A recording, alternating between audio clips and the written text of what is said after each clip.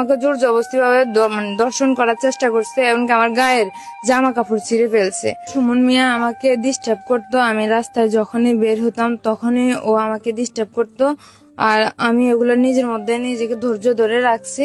এমনকি আমার একটা বাচ্চা আছে শ্বশুর বাড়িতে, আমি আমার শ্বশুর শাশুড়িকে আমি জানাই না আমার বাচ্চা কাছে, সংসার নিয়ে আমি নিজের মধ্যে নিজেকে ধৈর্য ধরে রাখছিলাম। কিন্তু এমন এক পর্যায়ে যায় যে ও এত পরিমাণে খারাপ করছে যে আমি আমার শ্বশুর শাশুড়িকে বলতে বাধ্য হয়েছি।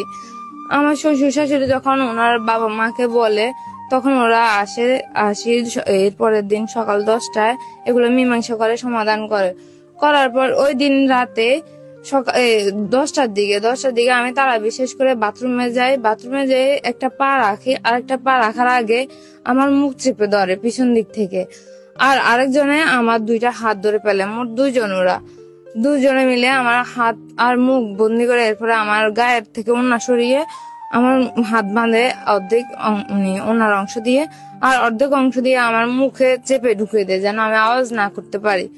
এরপর আমার চুলের মুঠি চাবি ধরে আমাকে দেওয়ালের সাথে আঘাত করে, যার কারণে মাথায় অনেক ব্যথা পাইছি।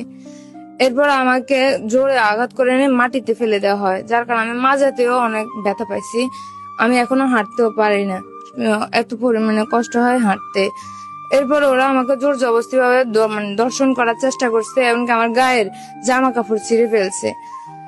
আমার শ্বশুর শাশুড়ি আমাকে এদিকে খুঁজতেছে, যার কারণে দরজার আওয়াজ পেয়ে ওরা অন্য দরজা দিয়ে পালিয়ে যায়। যাওয়ার সময় আমার পায়ে আঘাত করে যায়, যার কারণে আমি এখন পা নিয়ে হাঁটতেও পারি না, আমার কষ্ট হয়।